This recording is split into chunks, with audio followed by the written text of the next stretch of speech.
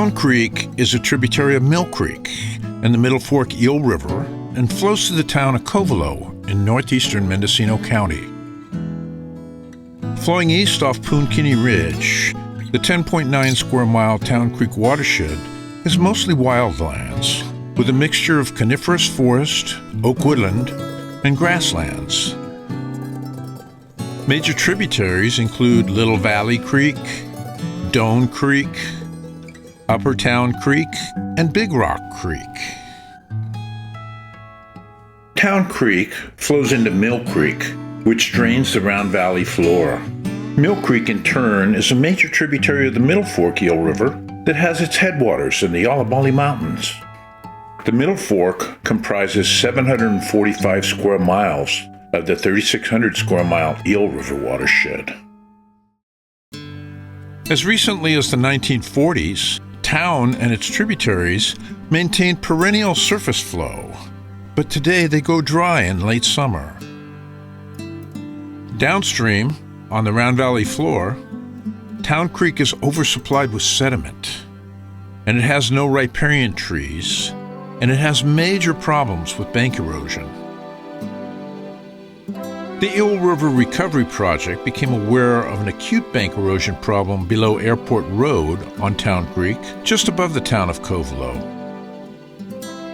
Retreat of the north bank was threatening a streamside property, but also had the potential to reroute towards downtown Covelo.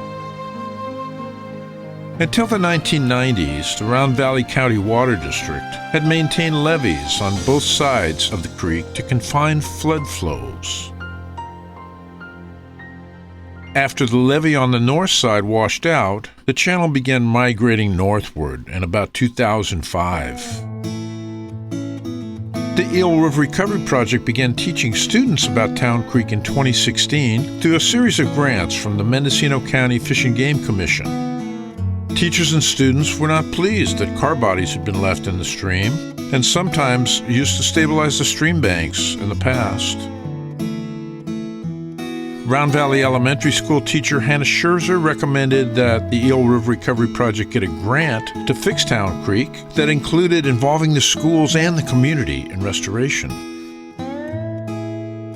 A plan for restoring Town Creek was completed as a result of that vision, and it provided the foundation for moving forward. The Round Valley Education Committee met on August 10th, 2019, and the Round Valley County Water District representative suggested that the recovery project apply for a Department of Water Resources Urban Stream Restoration Program grant to stabilize stream banks below Airport Road.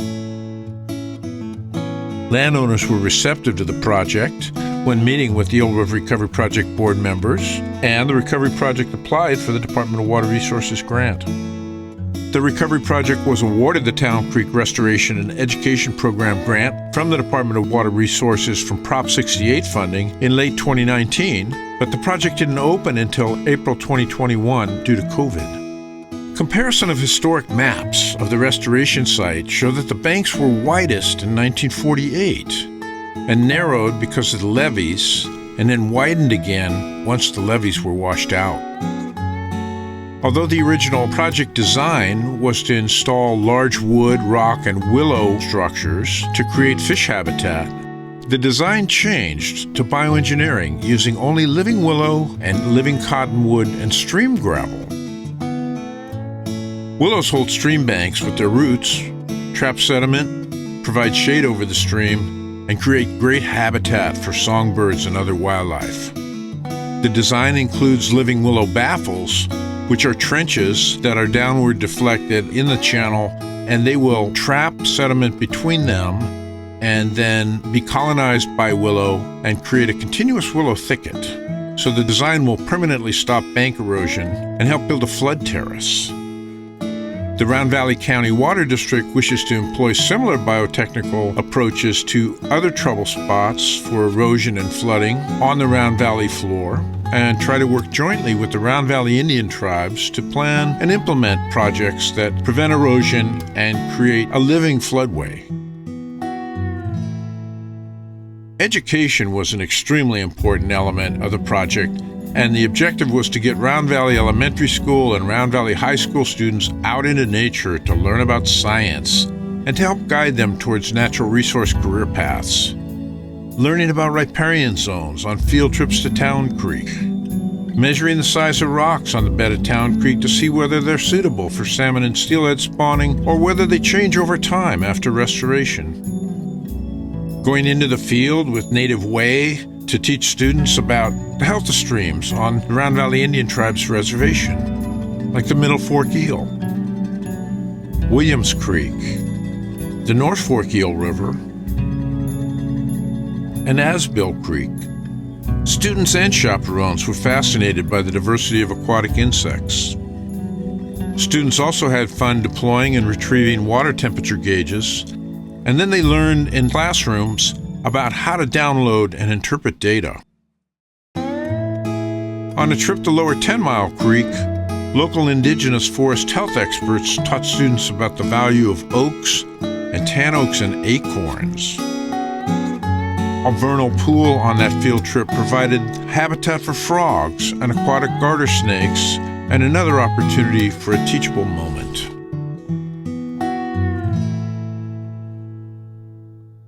In March of 2023, the Eel River Recovery Project was able to involve students in a real way at the Town Creek site as restorationists Chris and Stephanie Tebbett brought willows and cottonwood poles to plant near the Town Creek bioengineering sites. Students used pry bars to create holes to plant willows and cottonwood stakes. Younger students took willow sprigs back to classrooms for sprouting and even took some home with them for planting in the backyard. Students collected data on the growth of cottonwood trees that were deep planted at James Durrell and Sharon Durrell's place to understand whether deep planted trees could survive without irrigation. Another goal of the Department of Water Resources Urban Streams Restoration Program grant was to hold a trash cleanup so that the community could focus on the problem and solutions, and also to involve the schools. The crew from M&M Supply aided the Eel River Recovery Project greatly in helping with the October 2023 public trash cleanup. A large amount of trash was found on Mill Creek near the end of Crawford Road. Plastic, formerly used for a cannabis greenhouse, was loaded into the back of a pickup truck, and here it is headed for the dumpster. The recovery project was able to gather over 2 tons of trash, including old couches and a washing machine, which was disposed of by our partner Solid Waste of Willits. But our efforts were minimal compared to the scale of the problem. So we will continue to work with the community to see if there are long-term solutions. A major emphasis is working with the youth to change their perception of trash and break the cycle of open dumping. Students from Round Valley Elementary School and Round Valley High School participated in cleanups in 2023 and 2024, and younger students were very enthusiastic. High school students cleaned up Town Creek and then the streets to prevent the trash from washing into the creeks and then the river and then the ocean, breaking the cycle. For 2 years in a row, the Eel River Recovery Project helped host art shows on Earth Day that celebrated student artwork. In 2024, a grant from the Mendocino County Community Foundation focused students on using recycled materials to create art that was used to create this year's display for Earth Day. This is Big Agnes, the bear. It's the pack it in, pack it out. It's don't leave your trash in the river because it does hurt the river. And it's also what we can make with that trash if we don't just keep throwing it away and trying to get rid of it and going, no, I don't know what to do with this. If we take that and go, what can this be? What can I create from this? What can I make this into? Then it can become something really cool. Round Valley Tribe Elder Ron Lincoln spoke of the importance of educating the youth about the importance of water. We need to work with the kids to let them understand that water is life, and so they can tell their parents education is very critical of the water use, how powerful and how valuable it is. Because the living water is the way our life, because we're all water babies. 7% of our body is water, so we're water babies. We need to get that out there, that we're special, that water's special. And without water, we wouldn't be here. And then to enhance it, we plant willows and other flora and fauna along and it'd be a good place to relax and enjoy. You know, it's just a project of getting it done and then make sure that it doesn't get destroyed. So education is really crucial. Understanding of how that environment will impact us long time. The Department of Water Resources Urban Streams Restoration Program grant is also funding a watershed assessment of Town Creek to discover why it has such flashy and powerful flood peaks and then goes dry for most of summer. We met Howard Busby at the Covelo History Day and then went into the field with him. He's owned land in Big Rock Creek for 50 years, and it's a major tributary to Town Creek. Well, all I can tell you is over the years ago when I came here in '78, the old timers that were still alive, they told me that these creeks ran year-round, and you could go fishing in them. But today you can't. Well, you know, nature changes periodically. You have droughts and everything changes. So it's been, even in 1940, I had somebody tell me they could go fishing in Town Creek and up Big Rock Creek to a point. So the water must have been flowing good enough for that. Since I've been here, Big Rock Creek has only trickled along for a full year once since I've owned my property, but as soon as you got off my property into the gravel, it would disappear. But Town Creek, it's the same way. It would just dry up. It's under and all that gravel may be running, but it's not running on the surface. The old timers told me that they used to go bear hunting up on Poonkinney Ridge, and he said you could ride a horse anywhere on that steep country, and it was very well open. The forest, the way it is now, with all the brush and everything and too many trees, that dries up the creeks and stuff too. This 1948 aerial photo of the Upper Town Creek watershed confirms Howard's accounts of it being sparsely vegetated outside of the riparian zones. And it's likely that intensive grazing through the 1950s was controlling vegetation. Historic accounts of overgrazing of sheep and cattle in Mendocino County and the Mendocino National Forest indicate that there was a major loss of soil that led to permanent damage to rangelands. Records indicate that there were 193,000 head of sheep being grazed in Mendocino County as recently as the 1930s. There were 50,000 head of cattle ranging in Mendocino County in the 1940s, and it's likely that cattle, not sheep, were grazing in Upper Town Creek during that period. Grazing their livestock out in the mountains during the wintertime, and which was dangerous to the hillsides because when the ground's soft, the cows still eat everything and get heavy, and they sink clear down to past their knees and causes potholes, water, and causes more erosion, and roots and everything will wash out when the water's high down those drainages. It just makes the gorge then, and that's speaking for the cattle, and then the sheep herds that were on the whole western side of this whole horizon in the valley. They fed everything right down to the roots. So even the wintertime, the roots would just loosen up and wash out, and no more grass to grow. After that, mostly erosion, because there's not enough root system and grass to hold the water. But when there's high grass in the spring and the wintertime, the heavy rains will knock the grass down, and then the water will flow away, and it won't wash dirt or soil way down the hill. The The 1964 flood followed post-World War II logging and buried Town Creek.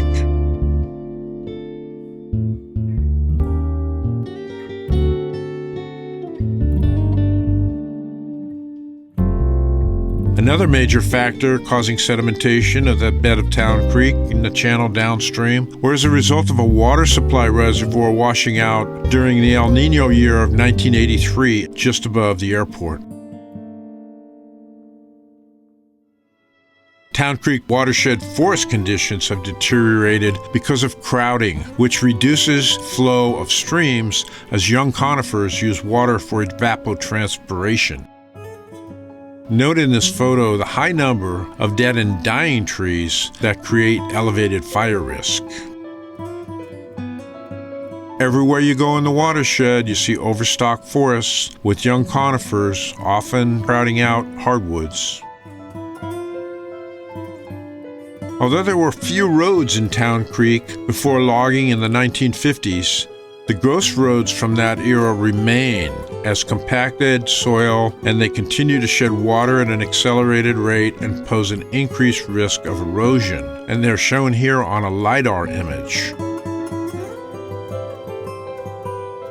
Culverts may cause erosion near their inlets and outlets, but the largest problem is when they fail and the road prism itself washes downstream. While the Big Rock Creek watershed has little off-road vehicle traffic, the Upper Town Creek watershed and Little Valley watersheds get intensive use that promotes accelerated runoff and sediment pollution. Open dumping is also a problem. Gully erosion related to roads is significant in both increasing flood peaks and also contributing sediment to Town Creek.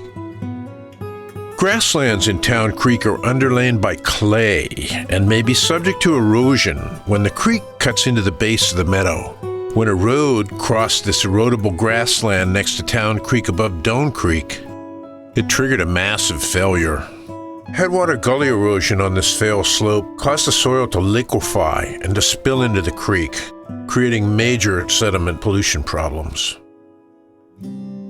The Big Rock watershed is less intensively managed and is in recovery from past flood events and logging impacts, but the forest stands are still overstocked. Big Rock Creek has gravel appropriate for salmon and steelhead spawning again, but it lacks perennial flow. To get perennial flow back and reduce catastrophic fire risk and restore biodiversity, forest health needs to be implemented. Thinning coniferous forests, taking conifers out from underneath the oaks, taking conifers out of the meadows, improving the roads or decommissioning them, limiting off-road vehicle impacts, and restoring watershed hydrology through filling the gullies with woody biomass from forest health projects, and create stair steps in those gullies where the water table is raised and also the native plants can come back. Ron Lincoln Sr. shared his excitement about restoring streamside areas using living willow, which is a culturally important plant for Native Americans. The willow is the salix species is very unique. That because you use the different species for different things within your basket making, and also too the cottonwood trees. The roots of the cottonwood trees are soft. And you could really carve and make items out of that. They're useful for that, and just bring it back like it used to be. And it's. We have a place for our people, humans, all people to come and relax by the water. And it'll be flowing year-round with the overstory. And also a gathering place for people who want to learn, because that art of basket making is slowly disappearing. So my wife, she's a basket maker, and she's willing to teach classes and to let the young ones know how valuable it is, because you give offering to. Because every living thing has a spirit about it, and we honor that. And you put that into your basket, and those baskets become museum pieces. They're long time historical value. out of 62 species of salic, there's only 5 that we use readily for basket making. And so we would like trying to identify the scientific name and a little bit uses, and then at least put that part of as the next project, have it as part of what to grow and where to put it, and so hopefully we can get that done. A similar vision for creating streamside trails featuring culturally important plants was shared at the January 21, 2024 meeting of the Round Valley Education Committee. Master Gardener Robert Cunan shared his vision at the meeting for trails paralleling the creeks on the Round Valley floor, where restoration of native plants that are culturally important could help create a medicine trail. Robert likened the trails on the valley floor to a tree of life and talked about the benefit of exercise and exposure to nature that could help heal the community. In addition to medicinal plants, edible plants and those used for fiber could be included, making the trail system like a big Indian garden. Robert has a large parcel near Covelo that's never been developed in any way. 2 streams run through his property, creating expansive riparian areas with mostly native riparian trees and shrubs. Robert has offered to work with Round Valley Elementary School and Round Valley High School students to provide opportunities for the students to learn about native riparian areas. He also wants to encourage them to collect native tree saplings and seedlings that can be put in containers and grown at the Round Valley High School greenhouse for future use in restoration projects. Robert's brother John Cunan was also at the Round Valley Education Committee meeting, and he shared his vision for using small diameter wood from forest health implementation to build furniture, useful items, and fine art. We share John's vision for employing the youth of the region as woodworkers and training them through vocational education programs. John is also part of a movement to encourage pole frame construction as a source of jobs, building the houses needed in Mendocino County and creating a cottage industry that could be fueled by wood from forest health projects. John, too, has a vision for a medicine park and garden for the soul, for which he has already built a mock-up and design that could be built in a public space next to Town Creek as part of ongoing restoration efforts. The Eel River Recovery Project will continue to work with the community of Round Valley and help them realize their vision. Following the guidance of Ernie Merrifield, our board member, visualize, verbalize, realize. On the last field day of 2023, with 2 Round Valley High School classes, we went back to the North Fork to pick up temperature probes and check out aquatic life. And we went down to the mouth of Asbill Creek and checked out the North Fork above and below. Students were surprised by the diversity of insects in the North Fork. After the students went back to Round Valley High School, I put on a wetsuit and decided to check out if there are any fish in the North Fork in a pool below a long riffle not far downstream of Asbill Creek. Since the river had risen to over 80 degrees during the summer, I expected to see mostly warm water fish, the California roach. As I slipped under the water and my eyes adjusted, 20 rainbow trout or steelhead juveniles danced in the current, going into almost a feeding frenzy on aquatic insects provided by the riffle upstream. As the nights have cooled, these trout have moved from the cold North Fork tributaries, and some are on their way to the ocean. The high trout abundance is likely due to an increase in carrying capacity as the August fire has reduced forest evapotranspiration and helped increase flow. If we thin the forest at Town Creek, we might see a similar benefit.